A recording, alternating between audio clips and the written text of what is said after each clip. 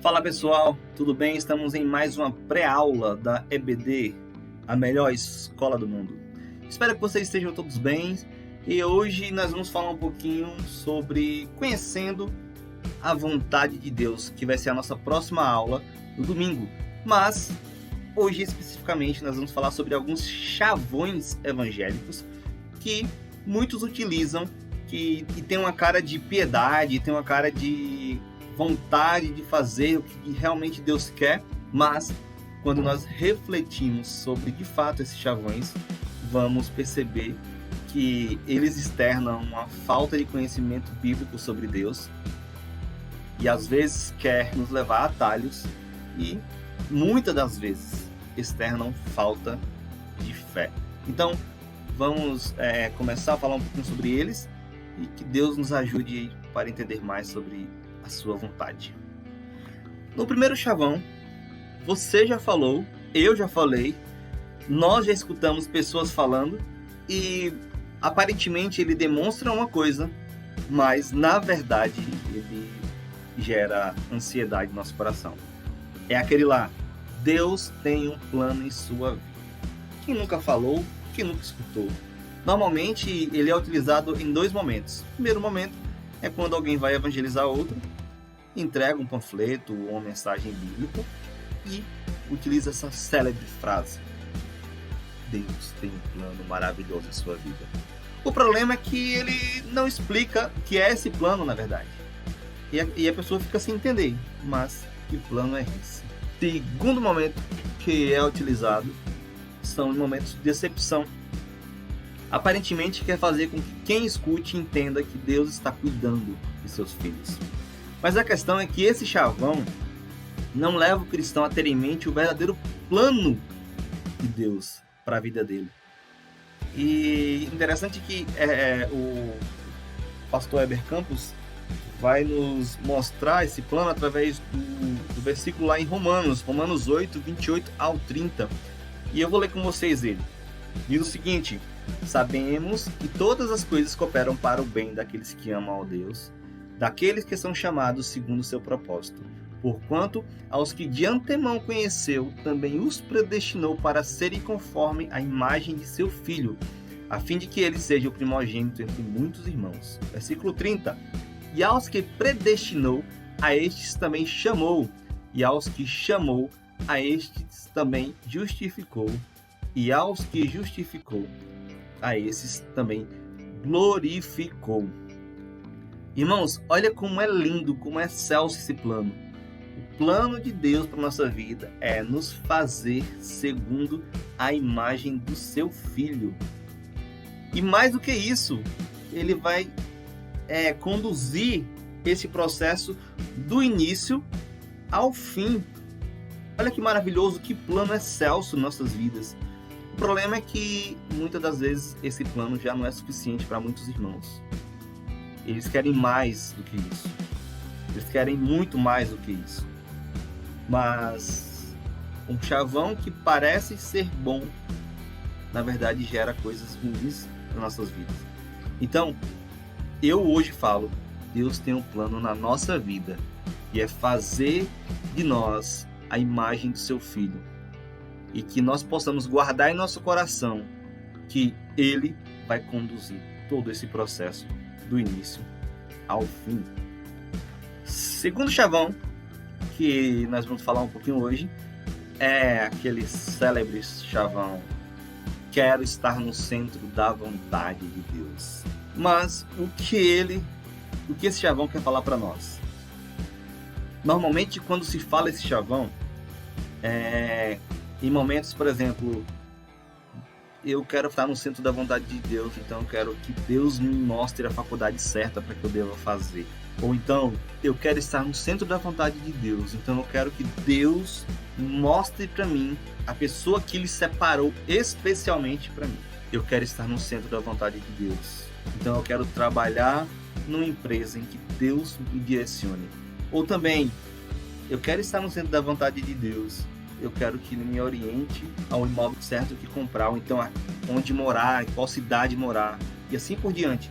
Tá vendo que um chavão até parece piedoso ou evangeliquez. Mas, quando nós entendemos esse chavão, a gente vai concluir que ele está querendo buscar atalhos para a vida do crente. O crente não está querendo sofrer, o crente não está querendo lidar com as circunstâncias da vida. E acaba querendo que Deus dê atalhos de emprego, Deus dê atalhos de faculdade, Deus dê atalhos de empresa específica para trabalhar, ou o imóvel certo para comprar. Mas o interessante é que esse chavão nunca é relacionado com a postura moral. Por exemplo, eu quero fazer aquilo que é certo. E como chegamos a essa conclusão do que é certo e do que é errado?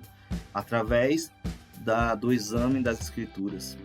Aprender esses princípios bíblicos e, através disso, viver de forma correta. Ou seja, de viver no centro da vontade de Deus.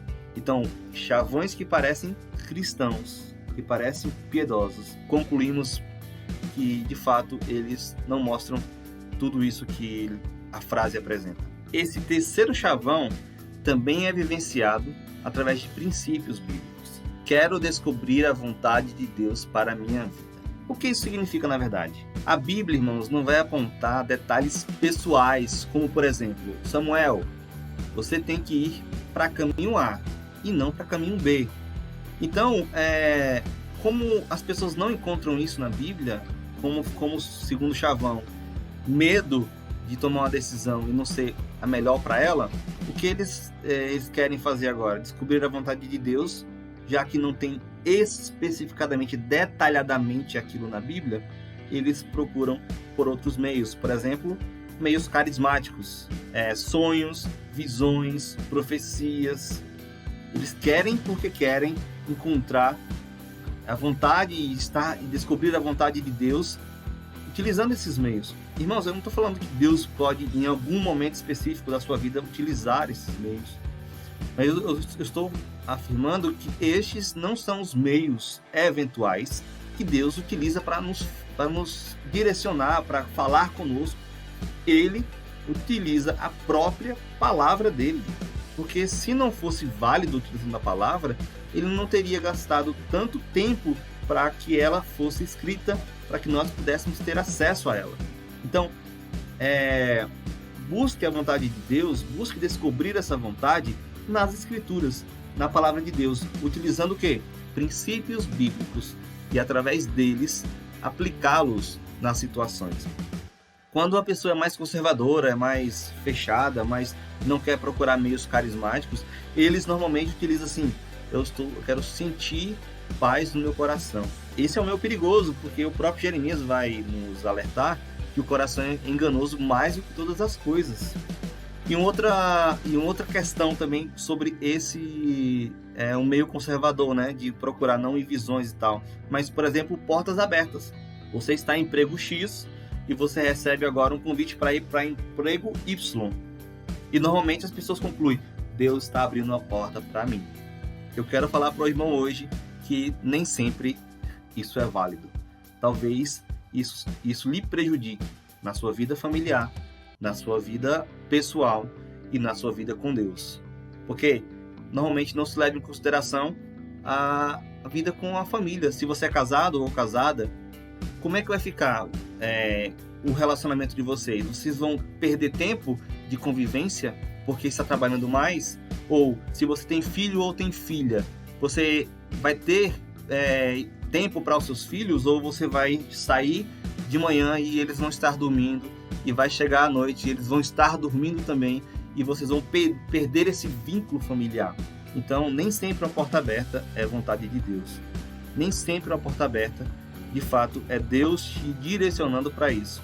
Então, irmãos, que nós possamos, através de princípios bíblicos, guiar nossa vida, sabendo que, através desses princípios, estaremos fazendo a vontade de Deus. Esse chavão chega até a ser engraçado. Onde uma porta é fechada, Jesus abre uma janela. O problema é que não existe isso em local nenhum da Bíblia. Talvez a porta fechada foi o próprio Deus quem fechou.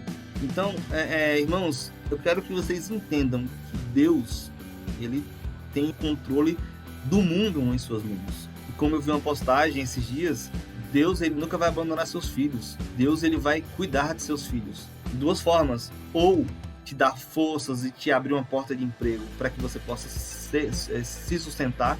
Ou então, em momentos de dificuldade, Deus, de certo, levantará homens e mulheres para que te auxiliem nesse momento de dificuldade e de problema. Então esse chavão quer nos dar esperança, mas a própria esperança, a nossa própria esperança é o próprio Cristo, morto e ressurreto. Nossa própria esperança é saber que Deus tem cuidado de nós, tem enviado pessoas para que nós pudéssemos ser cuidados por Deus através daquele irmão. Então esse é um chavão que quer nos apresentar esperança, mas acaba de fato não fazendo isso. A nossa esperança está em Deus. E o último chavão é receber a confirmação de Deus. Quem nunca fez isso?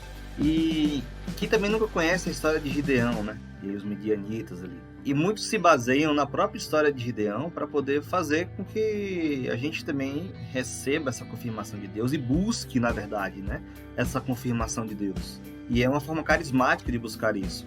Mas eu pergunto para os irmãos, qual foi a intenção para que o Gideão confirmasse e pedisse essa confirmação a Deus?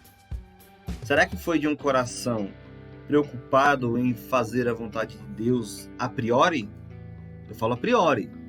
Ele fez, ele foi atrás, ele cumpriu, ele obedeceu à vontade de Deus. Mas, a priori, foi de um coração que tinha realmente certeza em que Deus estava com ele? Ou partiu e procedeu de medo e incredulidade? Porque quando lemos, por exemplo, o versículo 14 de Juízes 6, nós vamos perceber o seguinte: então se virou o Senhor para ele e disse: vai nessa tua força e livra Israel da mão dos medianitas. Porventura, não te enviei eu? Então, irmãos, na verdade, o que essa confirmação partiu de Gideão por medo e por incredulidade, e não por fé, e não por acreditar, e não por realmente buscar fazer a vontade de Deus. Então, cuidado com esse chavão, que nós possamos aprofundar no conhecimento do Evangelho. Então, irmãos, toma cuidado com esse chavão. Parece bíblico, parece evangeliquez, mas esse chavão pode mostrar para o meu e para o seu coração que estamos agindo com medo e com incredulidade. Então, irmãos, esses eram os chavões que eu queria falar com os irmãos hoje. Eu queria começar um pouquinho sobre eles. Ao passo da semana, nós vamos falar mais um pouco. Vai ter alguns artigos, algumas coisas para a gente aprender mais sobre esse tema de extrema relevância. E no domingo nós estaremos falando de forma mais aprofundada sobre o conhecimento da vontade de Deus. E nós iremos apresentar um caminho para tomar decisões segundo a vontade de Deus. Que você continue crescendo em conhecimento. Muito obrigado por sua participação. Que Deus abençoe a sua vida.